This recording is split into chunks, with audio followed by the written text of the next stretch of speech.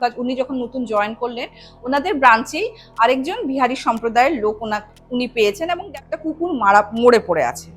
And এটা মানে সকালবেলা উঠেই যদি তুমি এরকম দৃশ্য দেখো কেমন লাগে না।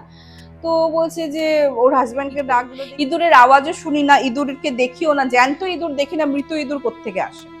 মেলেরই কথা এক নম্বর কথা আছে, ওয়াইফের কথাটা অতটা ইয়ে করে না। এবং এই ক্ষেত্রেও বললাম যে উনি কিন্তু ওনার হাজবেন্ডের সব ডিসিশন মেনে নিতেন।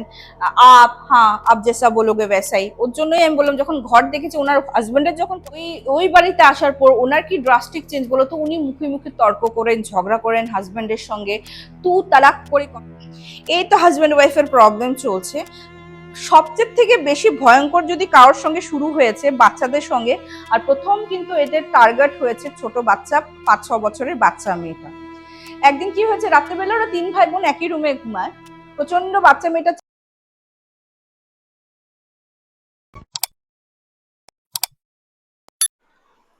মৃতদেহ দেখলে আমরা বলি ওম শান্তি, বা অনেকে বলেন রেস্ট ইন পিস, মানে আত্মাদের শান্তি বা সদ্গতি লাভ হোক। আত্মারা জানেন তো শান্তিতেই থাকে, সুপ্ত অবস্থায় থাকে, কিন্তু ওদের থাকা জায়গায় যখন খোঁড়াখুড়ি করা হয়, ওদের শান্তিটাকে যখন ভঙ্গ করা হয়, তখনই কিন্তু ওরা উগ্র রূপ ধারণ করে। তো কেন বলছি এই ঘটনা? ডেফিনেটলি আজকের ঘটনা এই কেন্দ্রে কি। তো ঘটনা শুরু করছি। নমস্কার বন্ধুরা, কেমন আছেন আপনারা? আমি রুমকি, আজও একটি ভয়ঙ্কর ঘটনা নিয়ে চলে এসেছি। ঘটনাটা পাঠিয়েছে আমাদেরকে পুনাম, ঠিক আছে। পুনামের মানে খুবই ক্লোজ রিলেটিভের সঙ্গে এই ঘটনাটা ঘটে। পুনাম কিন্তু বিহারি সম্প্রদায়ের, কিন্তু ও ওয়েস্ট বেঙ্গলেই থাকে, রামপুরহাটের ওদিকে, ঠিক আছে। ও বাংলা তো খুব ভালো বলে, অ্যান্ড ডেফিনেটলি ওদের ভাষা হিন্দি ভাষা, বা হিন্দি ভাষা না, ওরা তো ভোজপুরি বলে, ওটাও খুব সুন্দরই বলে, ঠিক আছে। তোর রিলেটিভের সঙ্গে হয়েছে। তো তোমরাও যদি এরকম কোনো ঘটনা যে রিলেটিভের সঙ্গে হয়েছে, বা শুনেছো তোমরা আশেপাশে প্রতিবেশীর মুখে, তো ডেফিনেটলি পাঠিয়ে দিতে পারো আমাদের হোয়াটসঅ্যাপ নাম্বার 8011106740, নতুবা আমাদের মেইল আইডি কথায়গল্প@gmail.com, নতুবা আমাদের ফেসবুক এবং ইনস্টাগ্রাম হ্যান্ডেল কথায় গল্প নামে, সেখানে পাঠিয়ে দিতে পারো। একটাই রিকোয়েস্ট থাকে, ঘটনাগুলো শুধুমাত্র আমাদের জন্য হয়, অন্য কোথাও পাঠিয়ে রেখেছো বা অন্য কোথাও থেকে শোনা ঘটনা প্লিজ পাঠাবে না। তো চলো শুরু করছি পুনামের ঘটনা। হ্যাঁ, তো পুনাম শর্মা, অ্যান্ড পুনাম রিকোয়েস্ট করেছে যে এর থেকে বেশি কিছু তুমি রিভিল করো না, কারণ আমার ফেসবুকে ওই রিলেটিভ মানে আছে আর কি। অ্যান্ড আশেপাশের মানুষ না না হলে মানে হয় না যে ইয়ে ডিস্টার্ব করতে থাকবে, আর যেহেতু উনি ঘটনাটা গুজরাটে হয়েছে, উনি এখনো গুজরাটেই আছে, তো ডিস্টার্ব ফিল করবেন। তো আমাকে বলার পর উনি বলেছিলেন যে কিসিকে বললাম, হ্যাঁ মানে কাউকে কিছু বলিস না এই ব্যাপারে। তো আমাদের সঙ্গে কিন্তু এই ভয়ঙ্কর কাণ্ড হয়েছিল। মানে অ্যাকচুয়ালি এই ভয়ঙ্কর কাণ্ড হওয়ার পরই ওরা ওদের এই রামপুরহাটে আসে, বিকজ ওই ভৌতিক ঘটনাটা পিছু নিয়ে নিয়ে গুজরাট থেকে কিন্তু রামপুরহাট অব্দি ওদের তাড়া করে এসেছিল, এন্ড দ্যাটস ওয়াই পুনাম জানতে পারে। তো তো যাই হোক, শোনাচ্ছি আর কি ঘটনাটা। তো এটা গুজরাটের ঘটনা, এবং এই ভদ্রলোক, যার নাম আমি কি দেবো বলো তো, মানিশ। মানিশ বাবু, মানে উনি বিহারি সম্প্রদায়ের এবং ওনার 3 সন্তান। তো উনি গুজরাটে নতুন উনি চাকরি করছেন না, গুজরাটের অন্য এক প্রান্তে চাকরি করতেন, এবং সেখান থেকে ট্রান্সফার হয়ে উনি কেন্দ্রীয় সরকারের চাকরি করেন। হ্যাঁ, তো উনি ট্রান্সফার হয়ে ওনার গুজরাটেরই আরেকটা প্রান্তে ওনাকে পাঠানো হয়েছে। তো তখন না হাজব্যান্ড মানে ওয়াইফকে উনি রামপুরহাটে পাঠিয়ে দিয়েছিলেন যে আমি বাড়ি ঠাড়ি ঠিক করে নিই, তারপর তোমরা চলে এসো। তো সবচেয়ে থেকে ভালো হয়েছে, বাচ্চাদের স্কুল যখন বন্ধ হয় তখনই উনি ট্রান্সফারটা নিয়েছেন, বলতে পারো নিজেই হোল্ড করে রেখেছিলেন যে বাচ্চাদের যখন ছুটি হবে তখন আমি ওদেরকে দেশে পাঠিয়ে দেবো, ওরা তো দেশ বলে, দেশে পাঠিয়ে দেবো, তখন আমি শিফট হয়ে নতুন ঘর খুঁজবো, তারপরে এদেরকে নিয়ে আসবো। ঠিক আছে, যেমন ভাবা তেমন কাজ। উনি যখন নতুন জয়েন করলেন ওনাদের ব্রাঞ্চেই আরেকজন বিহারি সম্প্রদায়ের লোক উনি পেয়েছেন, এবং ডেফিনেটলি নিজের সম্প্রদায়ের লোকের সঙ্গে দেখবে পট করেই কিন্তু বন্ডিংটা জমে যায় বা হয়ে যায়। তো উনাকে যখন বললেন যে এরকম এরকম আমি খুঁজছি, তখন উনি বললেন যে আমিও না রিসেন্টলি আমার বাড়ি চেঞ্জ করেছি, কারণ যদিও আমি এখন যে ভাড়া বাড়িটা নিয়েছি শহর থেকে একটু দূর আউটস্কার্টসে, এবং অত ঘন বাড়ি নেই, বাট বাড়িটা বড়, আর আমাদের মানে আমার তো বাচ্চা কাচ্চা আছে, মানে যেই মানে মানিশ মানিশের কলিগের কথা বলছি। কলিগ বলছে আমার তো 4জন বাচ্চা কাচ্চা, তারপর আমার মাও আমার সঙ্গে থাকে, তারপর আমার একজন আনম্যারিড বোন আছে, ও থাকে, তো আমার না ওই রুমে হচ্ছিল না। আর সত্যি কথা বলতে গেলে দুটো পয়সা বাঁচাতে কে না চায়, কিন্তু দেখলাম একটু আউটস্কার্টসে গেলে মোটামুটি এই আমি যেই ভাড়াতে থাকি তার থেকেও কমে পেয়ে গেছে, আর বড়। আর মানে মানে ঘরগুলি না লাগালাগি না, যদিও বিল্ডিং বাড়ি লাগালাগি না, বেশ মানে মালিকেরই বেশ ভালো জমি, তো বেশ ভালোই আছে, বেশি দিন হয়নি, 1 সপ্তাহ হয়েছে। তো ওখানে যদি বাড়ি খালি থাকে আমি কি বলবো যা তুমি দেখতে পারো? তো বলছে ঠিক আছে তুমি খোঁজ নিয়ে দেখো না, ভালোই হবে, একই কলোনিতে 2জন থাকবো, তোমার আমার মিসেসের সঙ্গে আলাপচারিতা করিয়ে দেবো, ওরাও একসঙ্গে থাকতে পারবে, একটা বন্ধুত্ব হয়ে যাবে। বলছে হ্যাঁ এটা ভালো। তো যাই হোক, ওইখানে দেখলো কি যেহেতু আউটস্কার্টসে ম্যাক্সিমাম ঘর যারা বানিয়েছে আর কি খালি আছে আর কি। হ্যাঁ, কেউ হয়তো ওই মানে কি বলবো, ঘটনাটা বেশি দিনের পুরনো নয় কিন্তু। হ্যাঁ, ওই যে এখন তো বিএনবি ফ্যাসিলিটি হয়ে গেছে না, তো ওইরকম 2-3 দিনের জন্য মানে ওরকম ভাড়া দেয়, ওরকম টাইপের। ঠিক আছে, তো ওরা ভাড়া পেয়ে গেছে, এবং প্রথমে মানিশ গেছে, গিয়ে ওনার পছন্দ হয়েছে, পছন্দ হওয়ার পর ওনার ওয়াইফকে ইনফর্ম করলো, তো ওয়াইফকে ভিডিও কলিং এ দেখালো, বলছে হ্যাঁ আপকো আগার ঠিক লাগে, যদি আপনার ওনারা কিন্তু আপ আপ করে বলে, হ্যাঁ আপকো আগার ঠিক লাগে তো এই লে লিজিয়ে না। বলছে ঠিক আছে, আমার কিন্তু পছন্দ হয়েছে, আর ঠিক আছে 3জন বাচ্চা ওরা একসঙ্গে ঘুমালেও ঘুমাতে পারে, আলাদা আলাদা ঘুমালে ঘুমাতে পারে, তো তোমার মাইকের মানুষও আসতে পারবে, আমার বাড়িরও মানুষ আসতে পারবে, অসুবিধা নেই। তো যেমন ভাবা তেমন কাজ, উনি মানে ওনার মালপত্র মানে হ্যাঁ আগের জায়গার থেকে কিন্তু উনি বাড়িটা ছাড়েননি, কারণ মালপত্র নিয়ে কোথায় আসবেন, যদিও অত মালপত্র না, বাট স্টিল।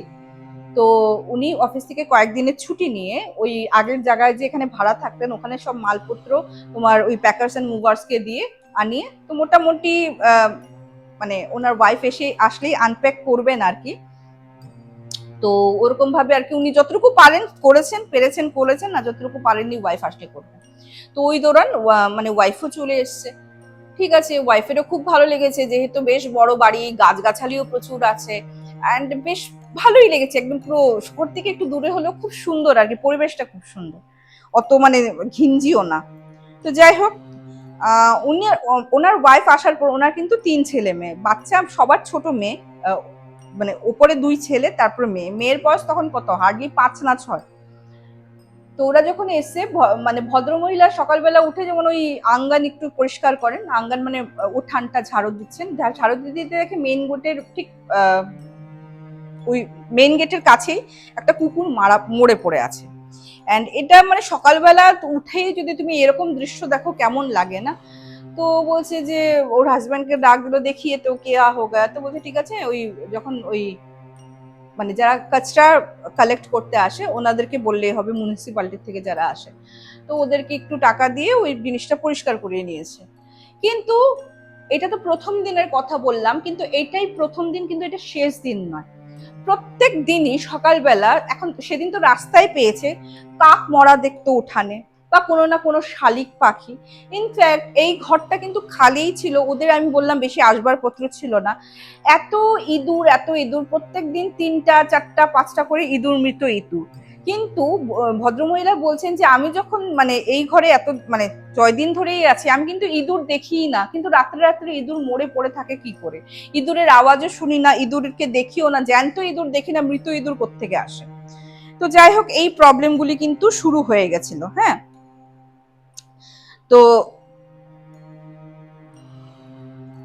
ওদের আরেকটা জিনিস আছে, অনেকেরই এই অভ্যাসটা আছে, ওরা না কোনোদিনও মেপে মেপে খাবার বানাতো না, যখনই বানাতো হয়তো একজনের জন্য বেশি খাবারই বানাতো, কম যাতে না পড়ে। কিন্তু এইবার জানো তো, এই যে এই বাড়িতে আসার পর ভদ্রমহিলা বলছে আমি রান্তাম, আমি তো প্রথম প্রথম রাঁধছি না, আর 3 বাচ্চার জন্যই রান্না করি, এখন আমার খাওয়া শর্টেজ পড়ে, বাচ্চাদেরকে দিয়ে যখন খেতে যাই আমার খাওয়া কম পড়ে, অথচ আমি জানি আমি তো বেশি রান্না করি, তুমি জানো যে সবসময় আমার আমার রয়েই যায়, যেটা আমি রাত্রেবেলা হয়তো চালিয়ে দিই, বাট এখন আমার খাওয়াই কম পড়ছে। হ্যাঁ, আমি জানি না, হয়তো গুনে গুনে আমি 12টা রুটি বানালাম, যে মানে যেহেতু হাজবেন্ড দুপুরে তো খায় না, ওরা 4জনই, 3 4 12, 3টা 3টা করে খাবে, তো বাচ্চাদেরকে 3টা 3টা দিতে দিতে ওনার জন্য দেখে একটা পড়ে আছে, মানে ওনার হিসাব মতো আরো 2টো রুটি থাকার কথা, ওই 2টো রুটি কিন্তু থাকতো না, ওই জায়গায় উনি কিন্তু সবসময় মানে একটা রুটিই পেতেন। তো এরকম করে কিন্তু প্রবলেমগুলি শুরু হয়েছে। তো আমি যে বললাম ওনার ওয়াইফ কিন্তু, যেহেতু দেখো বিহারি সম্প্রদায়ের আমার সঙ্গে তোমরা সহমত হবে, ওরা কিন্তু মানে আমরা তো তবুও বলবো, মানে আমি যতগুলি ঘটনা শুনিয়েছি, প্লিজ আমাকে কেউ অন্যভাবে নেবে না, আমি ঘটনার পরিপ্রেক্ষিতেই বলছি যতগুলি শুনিয়েছি, ওখানে কিন্তু মানে মেলরা বেশি ডমিনেট করে থাকে না, যে মেলেরই কথা এক নম্বর কথা আছে, ওয়াইফের কথাটা অতটা ইয়ে করে না। এবং এই ক্ষেত্রেও বললাম যে উনি কিন্তু ওনার হাজবেন্ডের সব ডিসিশন মেনে নিতেন, আপ জেসা বলোগে वैसाই। ওর জন্যই আমি বললাম, যখন ঘর দেখেছি ওনার হাজবেন্ডের যখন পছন্দ হয়েছে, বলছে আপ अगर पसंद कर लिए हो तो यही कर लीजिए, কনফার্ম कर लीजिए, ঠিক আছে। কিন্তু উনি দেখে হাজবেন্ডের সঙ্গে ঝগড়া, মানে ওদের না দেখো মান অভিমান হতো, যেমন হাজবেন্ড যেমন মানে কিছু চেয়েছে দিল না, কান্নাকাটি করতো, হ্যাঁ ইয়ে লিজে, মানে কথা বলতো কিন্তু একটু মুখ ভার করে করে, কিন্তু না, ওই ওই বাড়িতে আসার পর ওনার কি ড্রাস্টিক চেঞ্জ বলো তো, উনি মুখে মুখে তর্ক করেন, ঝগড়া করেন হাজবেন্ডের সঙ্গে, তু তালাক করে কথা বলেন। এত বছরের বিবাহিত সম্পর্ক, 3 বাচ্চা হয়ে গেছে, যেখানে আপ ছাড়া কথা বলে না, ওখানে তু তালাক করে কথা বলছে, হ্যাঁ তু তু আপনি আপকো ক্যা সমঝতা হ্যায়, এরকম করে হাজবেন্ডকে বলছে। যেদিন প্রথম দিন এইসব বলে না, হাজবেন্ডের তো চক্ষু চরক গাছ, বলছে কি হয়েছে, তুমি কাদের সঙ্গে মিশছো, কি সব ভাবে, কি ভাষায় কথা বলছো, তুমি কি আমার সঙ্গে এই ভাষায় কথা বলো? তো ওর তো ইগোতে লেগে গেছে। তো ওই দিন বলছে নেই খানা তোমার, মানে তোমার হাত কা বানা, কিছু খাবো না, মানে উল্টা আরো, মানে ও রেগে গেছে, এদিকে ও কই ঠান্ডা করবে, ওয়াইফও ঝগড়া করছে। এই তো হাজবেন্ড ওয়াইফের প্রবলেম চলছে। সবচেয়ে থেকে বেশি ভয়ঙ্কর যদি কারোর সঙ্গে শুরু হয়েছে বাচ্চাদের সঙ্গে, আর প্রথম কিন্তু এদের টার্গেট হয়েছে ছোট বাচ্চা, 5-6 বছরের বাচ্চা মেয়েটা। একদিন কি হয়েছে, রাত্রেবেলা ওরা 3 ভাই বোন একই রুমে ঘুমায়, প্রচন্ড বাচ্চা মেয়েটা চিৎকার করা শুরু করেছে, মাম্মি মাম্মি মাম্মি মাম্মি, জল গয়া জল গয়া জল গয়া। বলে কি হয়েছে, কি হয়েছে, চিৎকার করে এসছে, এসে বলতে দেখছে কি ঘুমে চোখ বন্ধ করে ধুম কান্নাকাটি করছে, হ্যাঁ জল গয়া, হ্যাঁ মুঝে নাখুন মার দিয়া, মুঝে নাখুন মার দিয়া, এরকম করে বলছে। বলছে তখন ওর মা বলছে এই উঠ, ঘুম থেকে উঠ, কি বলছিস, চিৎকার করছিস কেন? বলছে দেখো দেখো আমাকে না ওই বড় কুত্তা, মানে বড়া কুত্তা, ও মুঝকো নাখুন মার দিয়া। তো বলছে কি বলছিস এসব? তো দেখছে কি মানে বাচ্চা মেয়েটার হাতটা ছিঁড়া। বলছি কি হলো এই ব্যাপারটা? বলছে আমি সব, মানে তখন বাচ্চা মেয়েটা বলছে যে আমি বোধহয় স্বপ্ন দেখছিলাম, স্বপ্ন দেখেছি কি আমাদের বাড়িতে অনেকগুলি বড় বড় কুকুর, সেই কুকুরগুলি আমাকে আঁচড়াচ্ছে। তো বলছে সে তো স্বপ্নে দেখেছিস, তোর গায়ে এরকম আঁচড় আসলো কি করে? তখন ওর বড় দাদা, মানে যেহেতু বললাম 3টা বাচ্চা একই রকমের ঘুমাতো, বলছে দেখো নিজের ঘুমের চোখে নিজেরটাকেই নিজে আঁচড়েছে।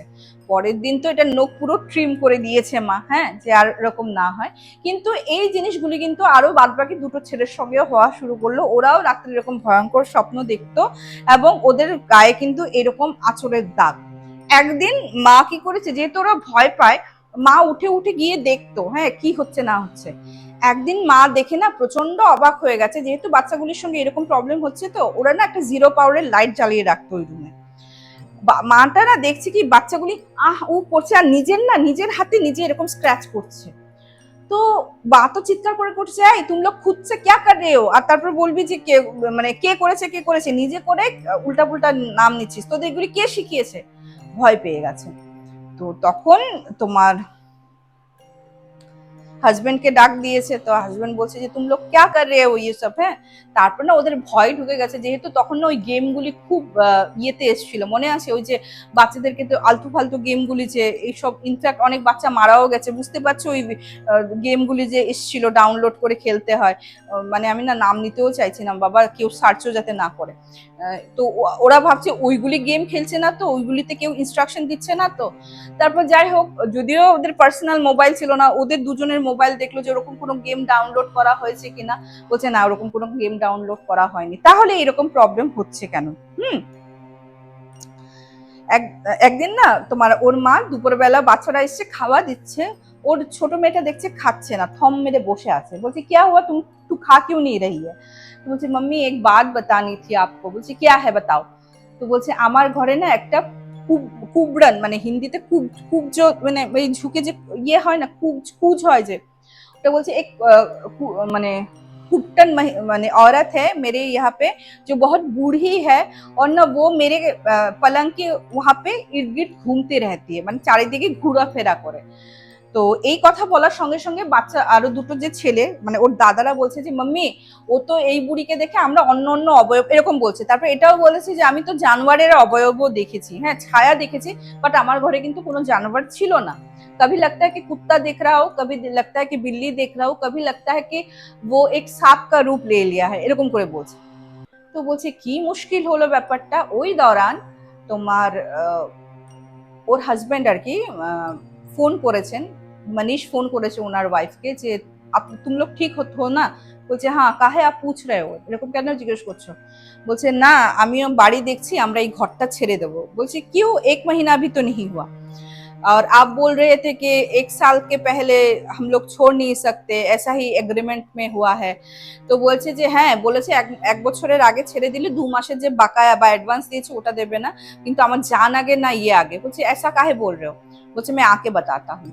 তো উনি যখন এসছেন, এসে দেখে কি গঙ্গা জলের বোতল কিনে নিয়ে এসছেন, সারা ঘর গঙ্গা জল ছিটা ছিটা দিচ্ছে। বলছে কি হওয়া। তো বলছে আমার যে কলিগটা যে এই বাড়ির খোঁজ দিয়েছে, ও আজকে এই বাড়িটা, এই পাড়ার বাড়িটা ছেড়ে ও আবার ওই শহরেই চলে গেছে এবং বেশ ভালো দামি চড়া দামেই নিতে বাধ্য হয়েছে। বলে কেন।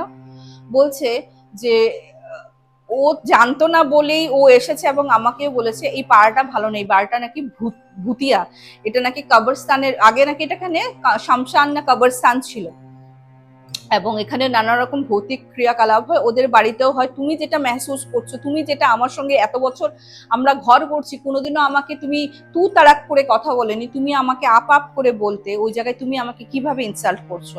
আমার বাচ্চাগুলির অবস্থা দেখেছো, ওরা তো কোনোদিনও নিজেকে নিজে এরকম আঘাত করতো না, এখন হুট করে কেন আঘাত করা শুরু করেছে। ওদের সঙ্গেও সেম প্রবলেম। ওর বুড়ি মাইকে তো মানে ওই কলিগের যে বৃদ্ধ মাকে কেউ পালং থেকে ধাক্কা মেরে ফেলে দিয়েছে, মানে মহিলার হাড্ডি না ভাঙলেও এমন ভাবে মানে কোমরে চোট লেগেছে, মানে উনি কয়েকদিন নাকি বিছানা থেকে উঠতে পারেননি। ওই আনম্যারিড মানে তোমার কি বলে আনম্যারিড যে বোনটা ছিল, ও নাকি খালি আত্মহনন করতে চলে যেত, কখনো মানে বৌদির শাড়ি নিয়ে, কখনো নিজের দুপাট্টা নিয়ে, ঠিক আছে, এরকম হওয়া শুরু করেছিল। তারপর উনি একজন পণ্ডিতজিকে বলেছে, বলছে আপ কাহা রেতে হো, যখন বললো ওই এরিয়াতে থাকে, বলছে এখনই ছাড়ো, ওইটা ভালো না, ওইখানে মানে একাধিক প্রেত বাধা আছে, অনেক ভূত প্রেতের উৎপাত আছে ওখানে, দেখো না কোনো মালিকরা এত আলিশান বাড়ি বানিয়েছে কিন্তু কেউ থাকতে পারে না কেন। মানুষ আলিশান বাড়ি বানালে তো সেখানে নিজের থাকার কথা, কিন্তু একটা বাড়িতেও কেউ অন্য মানুষ নেই। তো যাই হোক, এরকম গুজরাটে যারা আছে, শ্রাবণী মাসিমণি বুঝতে পারছেন, এরকম ভুক্তভোগী কিন্তু শ্রাবণী মাসিমণি নিজে, উনি বলেছিলেন এবং ওনার ঘটনা আমি শেয়ারও করেছিলাম, উনিও গুজরাটি থাকতেন তখন। তো যাই হোক, বলছে যতদিন আর কি না ছাড়তে পারি আমরা, ততদিন আমরা এগুলি রিচুয়ালস করে যাব। তুমি ভগবানজির নাম গান করো, হ্যাঁ, ধূপবাতি বেশি বেশি করে জ্বালিও, কর্পূর জ্বলিও, এরকম করে বলছে। তো মোটামুটি একটা ঘর পাওয়া গেছে। ঘর পাওয়ার পর মানে কি হাজবেন্ডে না স্যাটিসফাইড হতে পারছে না, মানে কিছুতেই কিছু শান্তি পাচ্ছে না, এখন ওনার মন অশান্ত হয়ে গেছে। আর ওনার ওয়াইফের মধ্যে ওই টেন্ডেন্সি দেখা যাচ্ছে আত্মহননের। একদিন কি হয়েছে, মানে উনি মোটামুটি ঘর ঠিক করেছেন, বাট উনি ভাবছিলেন যে ওই বাড়ি যাওয়ার আগে উনি দেশে যাবেন, ঠিক আছে, দেশে যাবেন, বিকজ ওনার কোথাও না কোথাও মনে হচ্ছে যে ওনার মা বাবার সঙ্গে কনসাল্ট করা বা মা বাবাকে সব কথা খুলে বললে হয়তো সুরাহা হবে, কিছু না কিছু একটা অশান্তি, মানে ওনার মনে হচ্ছিল এখান থেকে বাড়ির থেকে ছেড়ে চলে গেলেও এই আফতগুলি বোধহয় আমাদের পিছিয়ে পিছিয়ে আসবে, এটা ওনার একটা ধারণা ছিল। ধারণাটা খুব একটা ভুল ছিল না, হয়তো ইনটিউশন কোথাও না কোথাও মনীষ বাবুর কাজ করেছে। ওনার ওয়াইফও কিন্তু সেম ইন্টেনশন, মানে আত্মহননের ইন্টেনশন হওয়া যখন শুরু করলো, উনি ইমিডিয়েট অফিস থেকে দরখাস্ত করে, মানে শরীর খারাপের দরখাস্ত করে উনি কিন্তু তাড়াতাড়ি বাড়ি আসলেন এবং বাড়িতে এসে মা বাবাকে সব কথা বললেন। এদিকে বাড়িতে আসার পরে ওনার ওয়াইফ এবং ছোট মেয়েটার খাওয়া দাওয়া পুরো বন্ধ, পুরো ডার্ক সার্কেল হয়ে গেছে, আর কিছুই করছিল না, খেতে পারতো না, খেলেই হড়হড় করে বমি হয়ে যেত, অথচ না গ্যাস না কোনো কিছু। তো তখন উনি রামপুরহাট থেকে, বুঝতেই পারছো তারাপীঠ কিন্তু বেশি দূর নয়, তো ওনাদের চেনা পরিচিত একজন কোনো গুণীন ওঝা ছিলেন, তো ওনার সঙ্গে কনসাল্ট করলো, তো উনি ঝাড়ালেন, বলছে অ্যাকচুয়ালি এতদিন তোমরা ওই সংস্পর্শে ছিলে তো ওইটার আসারটা রয়ে গেছে স্পেশালি এই দুজনের উপর, কারণ ওদের নক্ষত্র এবং নানা রকম নক্ষত্র দিকে ওরা কিন্তু একটু হালকা, তাই ওই দুটো ছেলে বা আপনি অতটা ওদের মানে আয়ত্তে আসতে পারেননি, কিন্তু এই দুজন মহিলা এসে গেছে। তো যাই হোক, ওইসব ঝাড়ানি ঠাড়ানির পর সব ঠিকঠাক হওয়ার পর ওরা কিন্তু ডাইরেক্ট নতুন বাড়িতেই উঠেছে, তারপর অবশ্য আর কোনো রকমের প্রবলেম হয়নি। আচ্ছা, একটা কথা বলে দিচ্ছি, কেন আমি মানে আমাকে পুনাম না করলো, কারণ ওই ভদ্রলোকের ফেসবুকে এখনো সেই কলোনির বাড়ির থেকে ধরে সব ছবি হয় না যে নতুন বাড়িতে একটু ছবি তুলে একটু পোস্ট করা, ওগুলি কিন্তু রয়ে গেছে, উনি ডিলিট করেননি, কারণ ওরকম কোনো মানে ভয়ঙ্কর কিছু ছিল না ওই ছবিতে, তাই ডিলিট করেনি। ওটাও একটা ইয়ে ছিল, বলছে তুমি আর কিছু বলো না। তো রামপুরহাট বললাম, পুনাম বললাম, বাস ওইটুকুনি থাক। যদিও পুনাম আর কি কিষানগঞ্জের থেকেও দূরে একটু মানে অ্যানচেস্ট্রাল হোম, তারপরেও পুনাম এবং সেই ভদ্রলোকের মানে ওর রিলেটিভের যে মানে ফোর ফাদার্সরা বা গ্র্যান্ড প্যারেন্টসরা এই রামপুরহাটেই নিজের ব্যবসার সূত্রে এসেছিলেন। যাই হোক, এই ছিল একটা পুনমের পাঠানো ঘটনা। কেমন লাগলো? আমার তো দুর্দান্ত লাগলো, আমার ভয়ঙ্করও লাগলো।